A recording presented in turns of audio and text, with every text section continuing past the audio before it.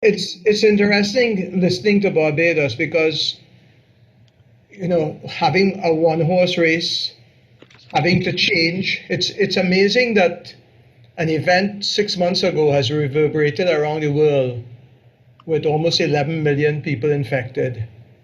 Today, what businesses, and we're talking to businesses every day, I think we've now started to recognize how interconnected the world is. And COVID-19, people are talking about post-COVID, and it's interesting because, as Carmel said, post-COVID is 2022.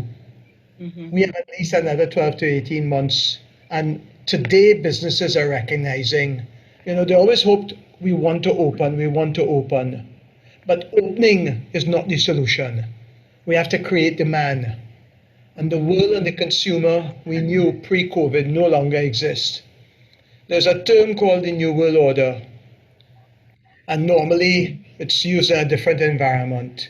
It's related to when people felt the world could simply no longer operate as it once had. So I think it's really applicable today. There's a sort of global awakening, if you want to call it a profound social change, which affects so many people in the way they consume, in the way they live, and in the way they engage with people. And I guess somebody said there's an assumption that people want to go back to pre-crisis normal. What's interesting though is that the more I read, the more I'm hearing people saying, and I think the majority of people are saying this, is they're discontented with a pre-COVID world. In other words, people are thinking more of health, environment, home, family. And I think this is going to change the consumer that we thought we knew. The traditional measures of economic success didn't pay attention to those things. It didn't pay attention to family, health, children, play. And it measured everything else except what made life worthwhile.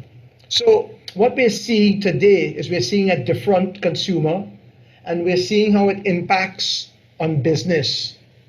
I think for sure the future, people used to live saying, we will do better, we will improve, we will evolve. But more so today than ever, the future is not an extrapolation of the past. It's not about improving. It's not about evolving.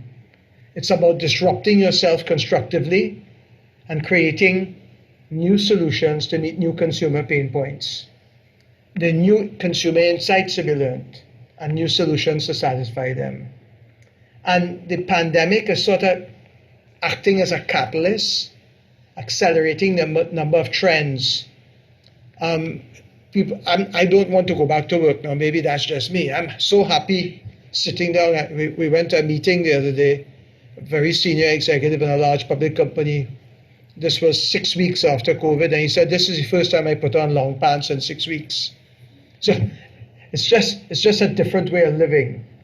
Legacy assets, and I'm going to challenge people here.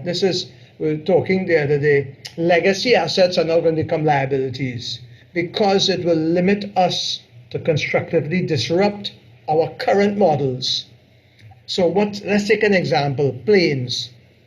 Planes are an asset for an airline.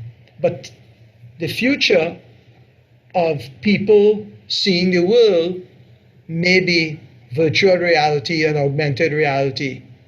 But if you have planes, you're locked into trying to move people rather than finding new ways to satisfy those consumers' pain points.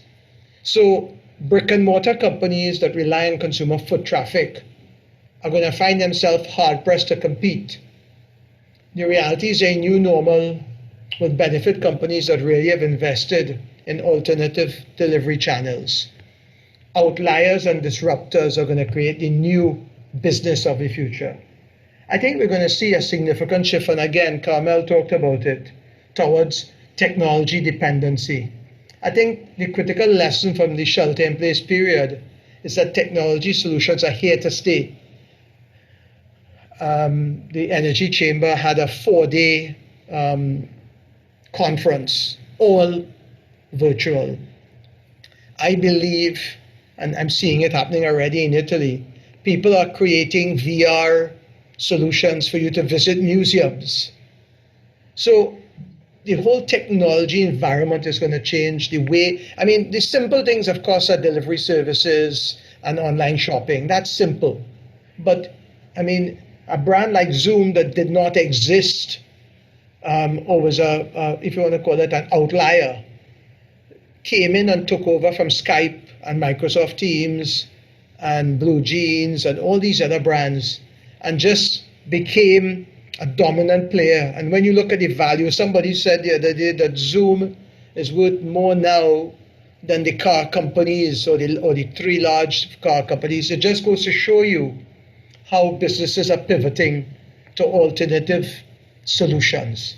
I think businesses are going to fail. That's the reality. Out of this, new businesses will come and they'll become stronger.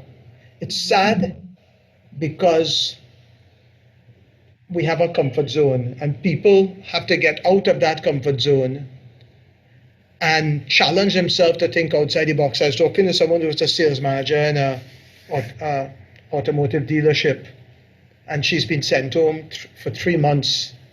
And it's so hard because she has kids, she has a husband, her husband was sent home. What's going to happen with motor vehicle sales? Are we going to need that many motor vehicles anymore? And how do we retrain our people? Because the business isn't generating the income. I mean, those who live in Trinidad will know every couple hours you're seeing a restaurant that closed, that's no longer opening. You're seeing a business that's closed, that's no longer opening. So we are going to be challenged. I think out of this, there will be a new world order, and we have to be ready to grasp it and to satisfy new consumer insights and address the pain points that we didn't know existed 6 months ago. That's my input to start.